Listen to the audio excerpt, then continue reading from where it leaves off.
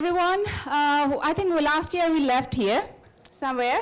Dr. Ranganathan said, are you wearing the same watch? No? Okay. Listen, Dr. Tharu is already going. Don't send me there. Okay. मेरा समय अच्छा चल रहा है. अच्छा चल रहा है. Okay, अच्छा चलना चाहिए. So now we'll be starting a little bit different subject, geopolitics, and definitely media is involved there as well. So I would like to start with Dr. Ranganathan. That way last year when you came here, India and Japan both were really, what you said, struggling, and Japan didn't have the real leader at that time, and India was struggling with, a lot of raids, and of course not stable.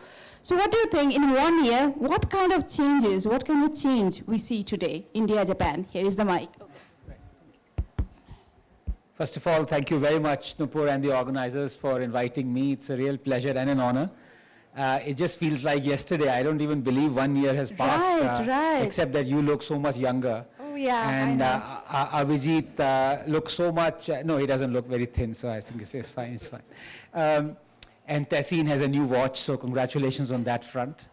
But you talked about geopolitics. I'm afraid the room is full of diplomats, and I'm the last person to be commenting on that because, as I have said before, I'm always only invited once to any gathering. So no, Mrs. Irani said there is a scientist who gets troublemakers. I know, so I've been... You can be a troublemaker I've now been branded a troublemaker, yeah. So whatever I say, please take it with a bucket of salt, not just a pinch. Okay. But I think the person sitting next to me, Abhijit, is the real expert out here. They say he belongs to the peace and conflict study. Conflict I can understand. Peace से इसका क्या लेना देना मुझे आज तक पता नहीं चला है. नहीं, he never knew. But everything we talk about geopolitics, we talk of diplomacy. It's true in the last 1 month, it's been completely turned upside down.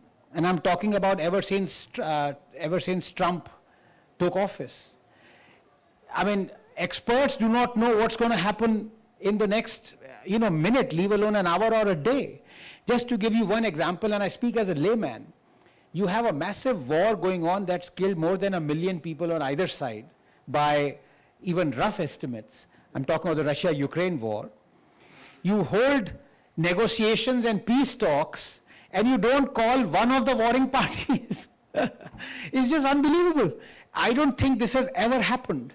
You have a war, you want to end that war, and you're talking to only one person who's involved in that war.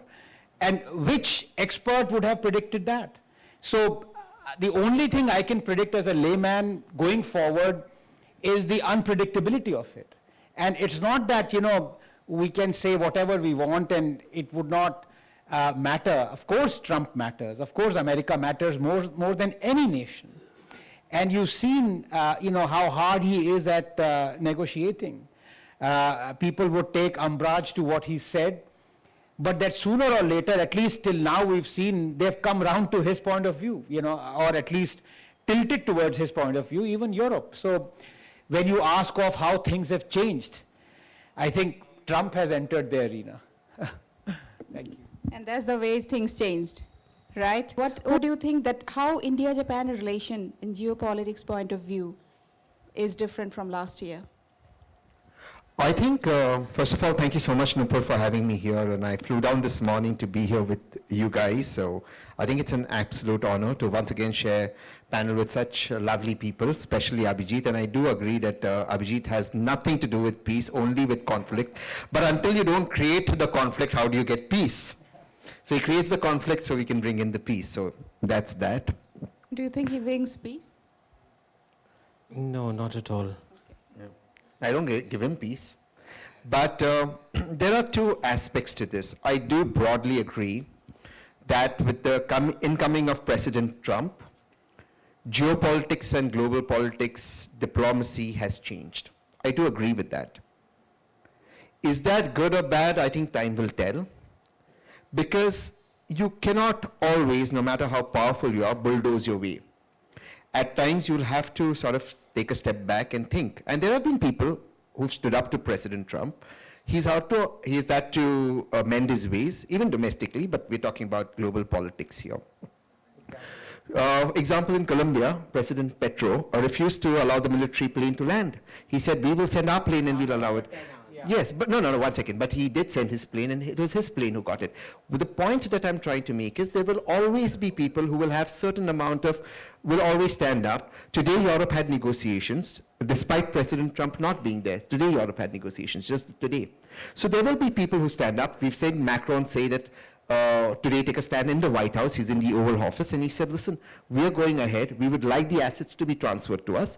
We hope America does it. If it doesn't, we'll have to figure out other ways. So there's again been the European negotiations today, and Europe led the charge against Russia in the United Nations, despite America voting with Russia, and they won today. So there has been certain setbacks. I'm not saying it's the most, and I do think President Trump's policy is right.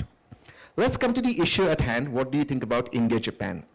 There are broadly two aspects that I think India and Japan would have to collaborate and contribute to the rest of the world. What I said last year is in the field of AI and quantum computers. I think AI will have to be taught physics and humanity. And I think India plays a pivotal role in teaching AI that. Without physics and humanity, AI will be dead. For example, if you have an AI robot here and it has to get water for me, it has to know that if it hits the podium, the water will fall. So that part of physics, the human touch to AI could come in through India with technologically innovation from Japan. The other aspect that I think India and Japan can collaborate for the world good is as we become an AI-driven world, and we are going to become an AI-driven world, we will start having to make global laws.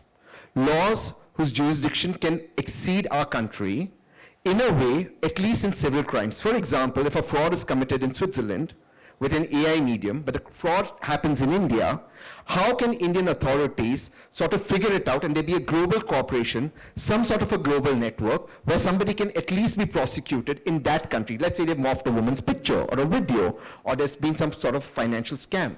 Can such a global corporation happen at least in democratic countries, in technologically advanced countries? If not, can we have some sort of a cooperation where we can have similar laws, where the case can be registered, but we try it somewhere else, again through a medium of AI. So these sort of global conversations will have to happen. I think India and Japan can lead those conversations and lead the framework for it. I think Prime Minister Modi's speech in Paris was very good with AI. He made a brilliant speech, and I think if we can lay that groundwork, I think it will help the rest of the world. Thank you so much. And why India, Japan not leading AI? Well, AI is still developing, you see, like 𝗍ecie rightly said. Not just the AI framework or the programming, but also the laws that will surround it. Because AI would not just be limited to, let's say, progression in robotics or, you having robots to do, daily chores. But AI would also have a deep impact on the financial markets. How people will operate on their banking system, how telephones connected to your banks will actually operate, and how easy for, 𝗍ecie rightly said, for the democratic world, for the civilized world. But how about those countries who are theocracies or who do not follow the global world order? If there are cyber attacks or there are AI attacks, quote unquote, coming out of those countries, and there are billions of dollars of worth of loss for, let's say, small shopkeepers collectively or larger businesses, how do you deal with that situation? So that framework, that policy work has to be brought about globally. But then again, when you ask how India and Japan can actually come together, so there are several platforms. As a matter of fact, we can start with research. Japan is far ahead of India in research and development. So India has not been investing so much into research and development, whereas Japan itself is developed. Ambassador Saab was mentioning about, working on the foundations, strong foundations, to bring up a structure which would not weather away in earthquake. So similarly, I believe that we have a large scope in our country with our kind of manpower, our kind of force, to actually work on research, and investment in research can bring about a lot of changes.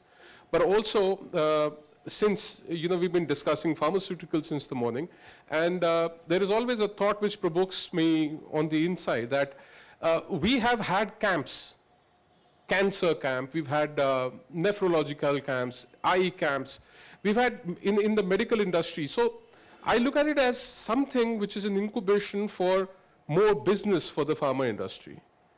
You know, your biochemistry markers coming down every year or every time, you know, the normal levels for diabetes or something coming down every year, and more population getting into that zone. So with that, you know, you are providing a larger market for the pharmaceutical industry. But India and Japan both, and that way, you know, China and like, you know, the saint who was speaking said, I want to bring closer cooperation with Aboriginals, people of origin, so that we can bring about the herbal medicine, we can bring about the traditional medicine. So Japanese also have their traditional medicine. We have our Ayurveda, we have our yoga, and I think Japanese also have a version of yoga. It's called Shinshin. I'm sorry, no offenses though, because it's a little difficult. It's a little tongue twister to get the names correct. We haven't had many philanthropists coming forward and organizing. See, I'm sure many of us would have been to these fancy naturopathy hospitals and clinics. We spend lakhs of rupees there, but there is no Ayurveda camp. There is no Ayurveda free medicine being sold or being distributed. So our cooperation in alternate medicine is also an area where we can discuss and we can go forward for the betterment of humanity, R&D for the betterment of technology and industrial innovation and automobile innovation, as also our education system. We can take a leaf from the Japanese, you know, at a very young age, a Japanese boy or girl are inculcated the values of cleanliness, how to keep your school, all your campuses clean, how to make your own bed. Whereas, you know, in India, we have had this culture of 𝗏𝗏𝗏𝗏. So, you know, when your children Who is are growing up, 𝗏𝗏𝗏𝗏 here? I don't want to comment. Really, I don't know. I mean, that can be somebody Look, on your right looking as at well. Tahsin though. That is certainly not me. Certainly not Anand, are you? I'm just kidding. Not me. So, I mean, that was on the lighter note though. Somebody is Lard Saab, Lard Saab, okay. I don't know, it is looking for people, I'm sure.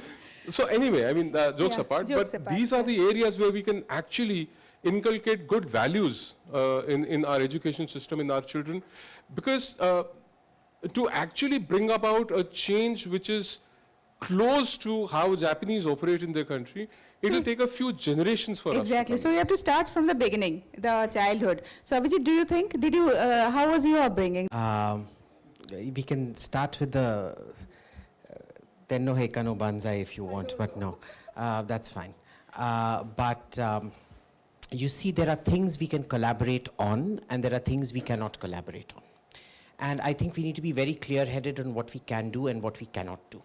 The problem in India is we have a very over-bloated estimation of our ability to absorb technology, of our ability to have a workforce that understands that technology, because technology is two parts.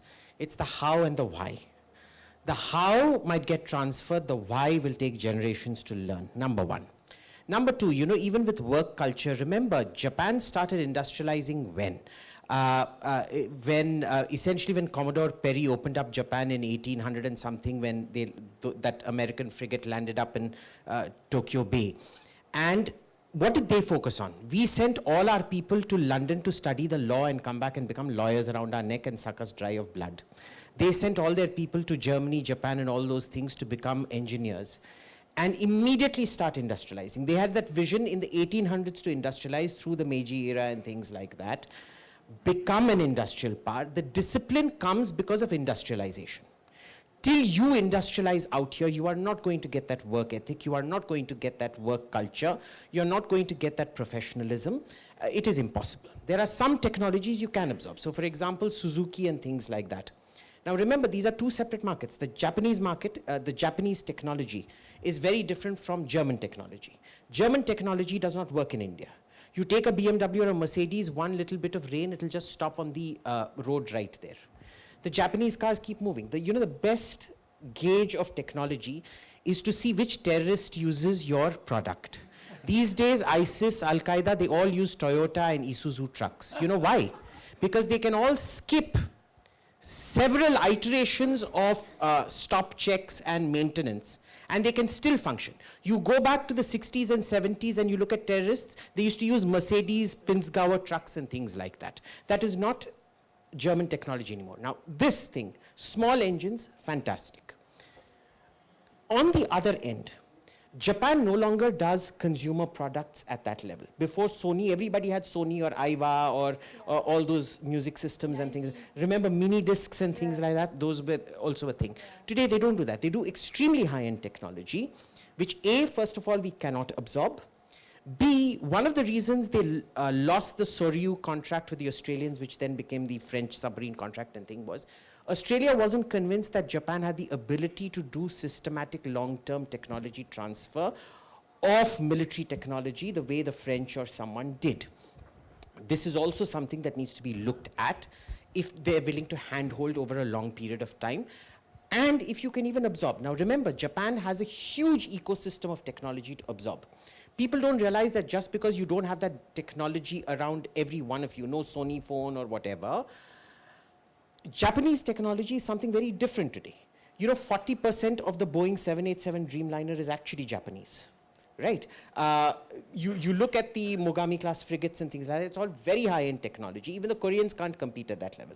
The Koreans have reached a technology level where Japan was 20, 30 years back, right? They've still got a distance to go before they reach a certain level. You can't do that with India. So let's be very realistic on what we can do, what we can't do, especially if we don't industrialize and improve the quality and caliber of our workforce. Honestly, do you think you're going to tell an Indian student, please be disciplined, please be clean? The first thing you tell him if you want to clean the kitchen in the school is his parents will rock up outside the thing and there'll be a big protest outside. The teacher, the principal will all be sacked. They'll probably get arrested and thrown in jail. Nobody will do. No parent here will do it. No, I don't think any parents will. I think kids are. I think that's not true. So I think there needs to be some realism. There is also this issue of where we are completely unified in the way we look at China, for example. I think the Japanese are much more realistic in their view of China. They don't have this, you know, airy-fairy, Hindi, Chini, bye-bye nonsense out here. They're very focused that China is a threat and we have to deal with it. With India, we're a bit wishy-washy on China, but the big question is Russia. See, we will always see Russia as a benign power, no matter what they do in Ukraine. We may not say it out publicly, but that is our general view of things. We had come to this conclusion long back, pure realpolitik, that Russia was going to win this war. Okay? It was just industrial supply chains at work. They had to win it. Quality, and this is, you know, that old Stalin dictum, quality has a quantity has a quality all of its own. Russia is all quantity, the West is all quality. It clearly didn't work out for Ukraine, right? When we do things like this, we come from different mindset on Russia. So we agree on China, we disagree on Russia. Remember, Japan also has territorial disputes ongoing, the Kuril Islands and things like that, which I don't know how we manage it. So there's a bit of friction management involved. Trust is much better. You remember during the nuclear deal, the only people who build the nuclear containment shield is Mitsubishi Heavy Electrical. And the India-France nuclear deal got stuck because Mitsubishi wouldn't sell us the reactor containment dome welding, forging technology, whatever it's, I don't know the exact scientific term, sorry. Realism and people-to-people contact, I'm not a big fan of, because I like going to Japan all by myself and eating lots of Wagyu and yakiniku and horumon and stuff like that, which most Indians see. Look at the face you made when I said horumon. If I say UK or horumon, look at the face she makes. See, but it is what it is. So, have you ever had Wagyu hormone? Okay, sorry. I'm the odd one out. But you know, I think what Abhijit has said, if I can, Nupur, Yes. add my Please two do, bits to please it. do. I think it's fantastic. There are a lot of people who are into policy making. India should have a policy whereby we should make cars that terrorists can use. So, it's very heartbreaking that, no, I'm not joking, but you made a good point. It's very heartbreaking that we make the terrorists and Japanese make the cars that terrorists are using. But, no. No, but we are the cause why terrorists are made. But, coming back to one other point that I'd like to make, because this crops up again and again. This cropped up last month when China made 𝗣𝗆ike, yeah? And immediately people got onto that bandwagon, where are we? Why aren't Indians making 𝗣PSeek and ChatGPT? Well, we should also ask, why haven't the Japanese and the Germans and the French made 𝗣PSeek or ChatGPT? They are so much more advanced than us. So if we are being asked that question, we are spending 0.69% of our GDP on research. 80% of our engineers are unemployable. 97%. Is it 97%? 97%. Engineers are unemployed. Unemployable. Yeah, so not unemployed, unemployable. 44% of our workforce, which is 600 million Indians strong, is involved in agriculture, okay? In the West, it is 2%, 3%. We are being asked that. What about Japan? What about... And I think if you were to think about that question and think of answering it, you will realize that ideas are never preserved of a developed country or a developing country or a fantastic research institute. Yes, the probability increases if you keep on spending more and more and more money or your nation's resources on science and technology, you will come up with great innovations. But some are ideas that come once in a century or once in 50 years. They aren't preserved of a fantastic research institute or a well-equipped, biology lab. They aren't. They are the product of your mind.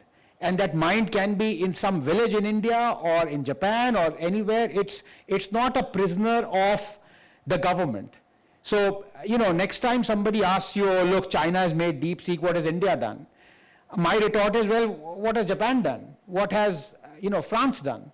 What have, Germans done? So I think, yes, probability increases, but at the same time, great ideas are not preserved of, government doing something. But, Japan may not make 𝗣PSeek, but they make very good other things. Like the Soryu, like the Mogami, things like that. No. The question is, what Just to add on to else that, does India make? No, for example, does Japan have Google? Does it have Microsoft?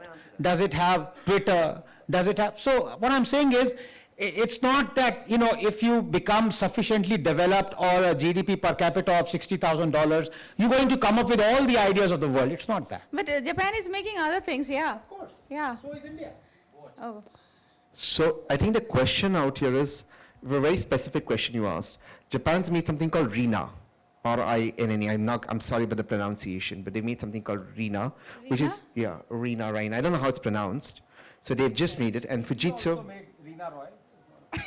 Yeah, but that's the problem. That's exactly the problem. We're making Rina Roy, and we're seeing whose daughter looks like Rina Roy, and they're making an AI. No pun intended. Shotgun. But you'll get me into trouble. I'll have to join the BJP. You are all do that. Let me just redirect at Anand. Anand, tell me one world beater product that India makes. Okay. So from the top of my head, can you name a Japanese COVID vaccine? No. Can you name an Indian COVID vaccine? Can you name one? No, 1 second. Now answer that question. Yes, what? So, Biotech. Yeah, no, Covaxin. Covaxin, Yeah, that's so it's not, look, we are far behind, Japan is far ahead, of course, and I'm in that field where I know, light years ahead. But I was, answering that prodding that happens every time China develops something and we are the next one ask, what have you done, you guys? But even the precursors for that come from China. Yeah. The precursors come from China. Precursors of what? Even for the COVID, the virus came from China, yeah. No, the precursor for the Indian vaccine comes from China. But I have a question here, lighter note. Last time, Anandji, Thassin said, oh, I'm not an elite. What do you think? He's still, elevated No, himself I'm going to elite? answer this before you get to Okay. him. I wake up at 4 in the morning, every day, 3:55. I meditate. Last night, I took a 7 o'clock flight and I'm here. I was on TV till 11 o'clock. 12 o'clock, I went to the gym. I worked out till 1. I woke up at 3:50. I meditate till 5. I make my own bed. I then come down, I eat 1 meal a day. I'm not at all elite. Make no mistake about it. Yes, once again, I live in a dimension where I feel happy, but I work very hard for my bread and butter. I committed to you to be here. Moshe is there. I told him I will be here. And at 7 o'clock flight, after working out after finishing my TV at 11, 12 o'clock I had to go down. I had it. I didn't have my protein. I took my digestion. So please understand, there's no elitism. There's a lot of hard work in this. But let me make one point to you. I think one area where India and Japan, I think, can again transform the world, and I think we can take Japanese help, is quantum computers. I think India, unfortunately, and Abhijit, you will help me out here, doesn't have a policy on quantum computers. I'm making one, I'm making the cooling system for one, and it's very difficult because they simply put in so much taxes that it's unaffordable. You've got to move to another country to sort of build that kind of infrastructure. But I think Japan is sort of in that race. And I think if we can have a quantum computer with qubits large enough, we'll solve most of mankind's problems. We will live till about 150, 160. We will have solutions to Alzheimer's, dementia, cancer, etc., to global warming, to a lot of issues that we have. Quantum computers can solve it. I think this idea of calculating in parallel dimensions comes from a lot of Japanese tradition and ancient Japanese tradition, as you were talking about. I think if India can reflect onto that and latch onto that, because if you're going to be behind the quantum race, with Microsoft's quantum computer already there, IBM's, China's, America having another one, I think we'll be far behind. So I think Japan and India will need to collaborate that. Once you do that and you get that kind of a quantum computer in, all your supercomputers are going to be irrelevant. A quantum computer will do a calculation that supercomputer did in a few seconds. Now, see, the great advantage Japan has Yes. is it has a fantastic alliance system. True. All right, with the West, with America, with the Westosphere, if you want to call it that, Israel, Australia, all those countries. Now, why in their right mind would they choose India to collaborate? They'll have a much higher level of technology, capital input and everything from the West, which they don't need India. India doesn't have a USP there to offer Japan per se. They don't need DeepSeek because when Grok or something like that comes about, the Japanese will get a privileged place because of intelligence sharing and the deep, military connect and political connect out there. So you're right. Directly to Grok all is those products, custom made for Japan. You're right. So, you're right on that. there is that sort of natural sort of Westosphere integration that Japan has into virtually anything and everything it wants with the West. India neither offers that, nor is it really in a position to develop anything of its own that has a USP that Japan wants at the moment. So I think I agree with that, and I think therefore it is in India's need, before I hand it over, I think it's in India's need to seek a collaboration. If you don't do that in an era of quantum computers, which will be a reality in the next 3 or 4 years, we will be behind. All of this technological advantage that we talk in Web 2.0 will just flatter behind. Your supercomputers, the toughest calculations, which take centuries for a supercomputer to do, will be done on a quantum computer in a matter of minutes. They've already done it. IBM's already done it. Google's already done it. It's a matter of minutes. There is a point, of course, to what Abhijit says. Of course, if one is logical and rational, and what Thassin is saying, hundreds of problems plague us, of course, absolutely, in science and technology especially so. But then it's not all that bad. I mean, we're not, down in the dumps.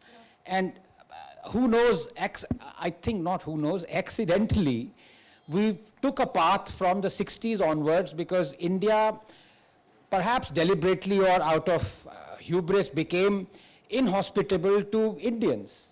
Indians who could have developed technology, who were good at science and all, and most of them went out. We used to call that phrase was brain drain. Now, as it happens, that I look at it as a gift to the world.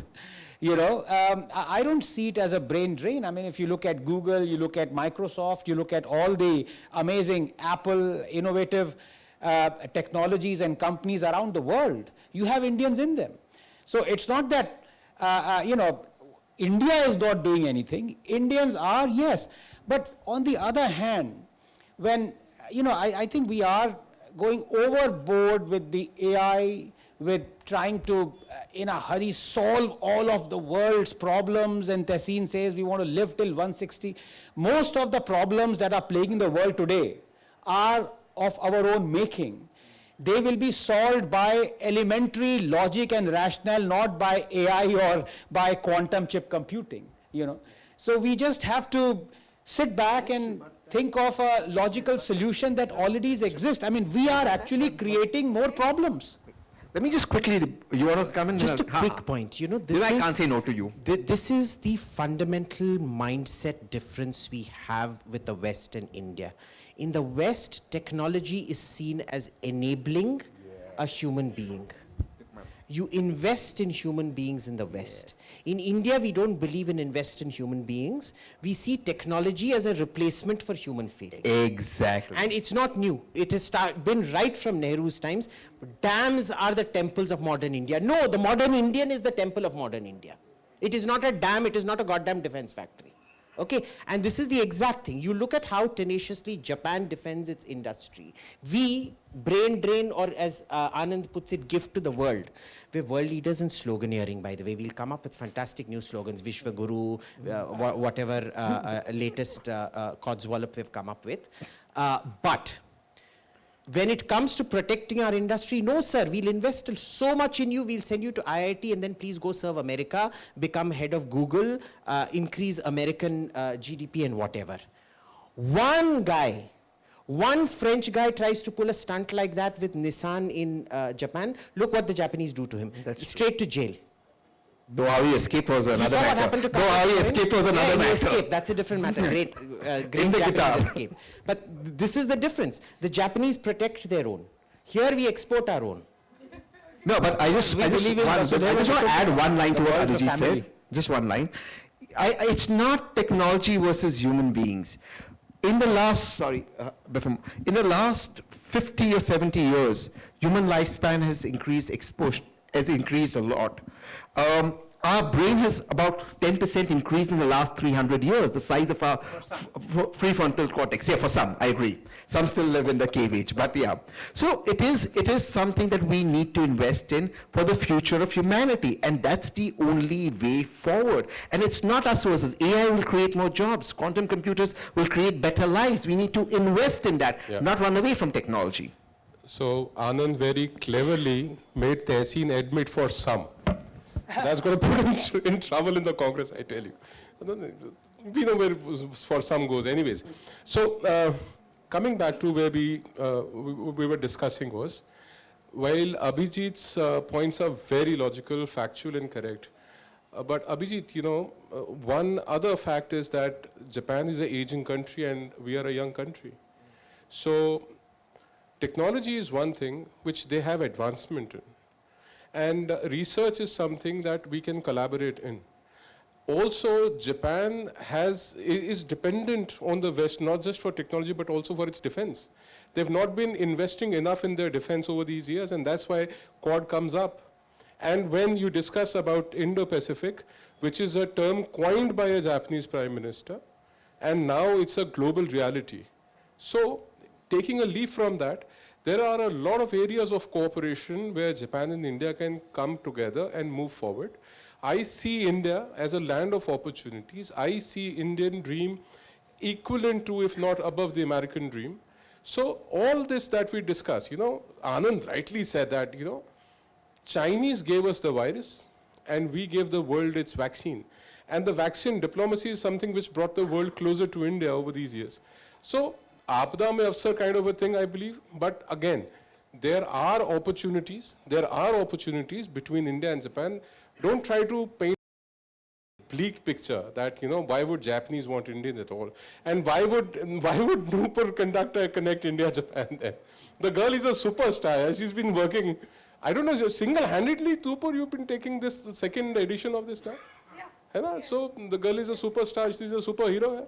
So at least applaud her efforts. Oh, absolutely. Nupur, if I have, because I think all this talk of technology and how one nation is ahead and the other nation is behind, we haven't even delved into the philosophy aspect of it. I don't want to go into that. I mean, you look at the two amazing legends behind on the poster there, 𝗏𝗵𝗏𝗶𝗵 and the Japanese absolute legend, yes, that's right. Yes, Kakuzu. A light-hearted anecdote comes to mind. I think you have an American NRI, an Indian NRI who's speeding along a highway in Punjab, interiors of Punjab, and suddenly his car suffers a puncture, and the car comes to a rest very slowly, and there's a field, and there's expanse, and there's a tree, peepal tree, and it's quite hot, and under the peepal tree is a cot, and a man is sleeping there, and this guy comes out and he's smoking a pipe, and he says, "Hey, wake up, fix my puncture." So the guy gets up and he's like rubs his eye and he starts to fix the puncture, and the rich Indian NRI now says, "Look at this, all barren, why don't you set up a shop out here or something? You can fix cars." He says, "What will happen then?" And he says, "Well, then you will have more traffic coming in, you will have other things, other shops set up, and sir, what happens then?" "Well, then you'll become rich." "Well, what happens then?" "Then it'll be a community that will form out here. Instead of this barren land, there'll be shops, there'll be prosperity. What happens then?" He says, "Then what you can do is, under a tree, you have a cot and you sleep there." He said, "Benchut, wohi to kar raha tha." So many times, you forget in this race for achieving what others have achieved, you forget I hate to use the word spiritual, but let's call it philosophical aspect of it. Ultimately, what is it that human beings want? Are people happy with all the advanced technologies? Are they really happy? But that's another matter. Do we really want to live for 160? 𝗏𝗏 wants to live till 160. But No, I will, and I'll live a great, fit life. But just one second. all of us won't be there. I mean, who will you debate on television, 𝗏𝗏? But with your AI model, and we will digitally always be alive. We will digitally always be alive. This debate, my grandchildren will see. I will digitally be alive in the next 30, 40 years. We will have it. Rahul Gandhi will still be the leader of opposition, I think. He sure will be. But you know what? Japan did have a COVID vaccine. They did make it. Japan did make a COVID vaccine. And they also significantly, they made a single spike mRNA vaccine, just for your, just to put it there in perspective. Your point was the worst point to be made to the Japanese audience. True, I know. And you know this from a very simple Japanese word called 𝗏𝗵𝗏. Now, every other country on earth has only one script. Now, even Japan, they've got one syllable called the kana syllable. They don't use it. They will have hiragana, they will have katakana, and they will have kanji. Anything that can be made simple, you can trust the Japanese to complicate it to the level 10. Then, they will write it in micro-mini script, where you need an electron. You go in the metro in Tokyo, this book is so small, and they'll all have to carry electron microscopes just to read it. And life is so tough when you're taking the Tokyo metro to get anywhere or whatever. Life is so tough, they'll say, 𝗏𝗏𝗏𝗏𝗏, chins up for everything. This is not... This might be the last event she's hosting. Yeah, kya kar raha hai? This is not a culture that you want to go say, lying down under the banyan tree is a philosophical difference. Okay? They would rather commit seppuku than do this lying down. Life was tough for Abhijit in the metro because he couldn't eat in the metro. No, you can eat, you can inhale, you can smoke, but you can't exhale, you can't cough and things. It's a cultural thing. That's not, Tokyo Metro is not that complicated. I don't agree with you, It's very complicated. No, it is not it's very complicated. No, I don't agree. And I would definitely would like to invite you next time. This time, anyway, if this debate is never ending. It's off? We can hear you. Okay, you can hear me? Yeah, Use This one, use this one. Thank you. I think this debate is never ending, and that's the reason we'd like to invite you. We are hosting Rising India, that is Bharat, in Tokyo. Welcome, and please come and start your debate in Tokyo Metro. Tokyo Metro, that would be really great. And thank you so much for wonderful after 1 year. And hopefully next year we would like to see you. That time we'll have more time. And, our schedule will be totally Japanese way. And thank you so much. Our many panelists are waiting, and sorry, apologies for making you wait. Thank you so much for these 4 gentlemen. Say something good for me. What can I say? The lady is an absolute superstar. Someone who's spanned both nations and done so spectacular.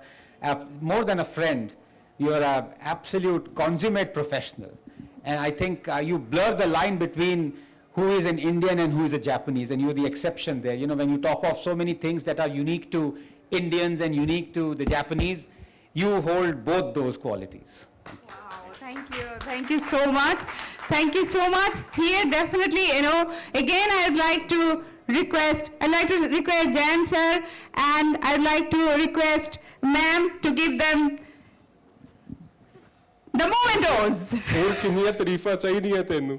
How many more praises you want to hear? Oh yes, Tyson, say something about me. Yeah, रख देंगे इसको. Say something about me. Oh, yes, say. Say now or after Yes, the- say now. Okay. Say now. Now, I've had the honor of knowing Nupur for a few years now. And the thing about it is, when you believe in reverse aging, Nupur is that. She is reverse aging, and she is reverse forward taking India-Japanese relationship. So if there is credit that both the nations should give to, it is you. Thank you for being a wonderful ambassador of Bharat, of Japan. Thank you for having us here. Thank you for having such wonderful audience. And we're going to be there every year. Wherever you take us, India, Japan, or anywhere else, we're going to be there with you. We are your hang-ons. Thank you. This segment was sponsored by Shiseido and Issey Miyake. Healthcare products. We have healthcare. Dr. Gurpreet, are you here? No? I think he has left. Okay. Nupur जी के लिए 2 line बोल दूं. आप लोगों ने बड़ा अच्छा बोला है. हम वो दरिया हैं, हमको अपना हुनर मालूम है. जिस तरफ भी चल पड़ेंगे रास्ता बन जाएगा. Thank you so much. Thank you, ma'am. And ma'am, please for 2. And sir, please for 2.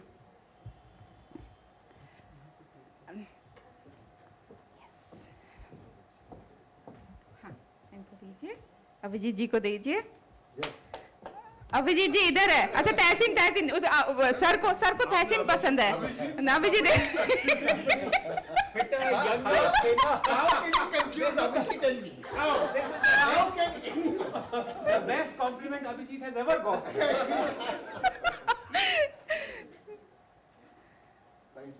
Thank you, sir. Thank you. Sir, this is for real Abhijit. I'm leaving.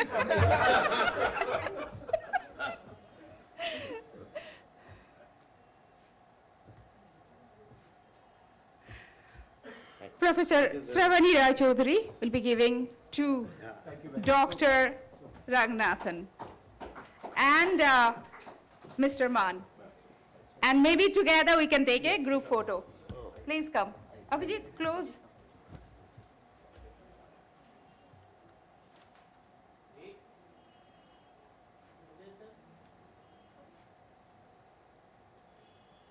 Thank you so much. Thank you, Anand ji. Thank you, Tehseen. Thank you, Ramnik ji. Thank you so much. Thank you so much. Thank you. Thank you so much. Thank you so much. Thank you.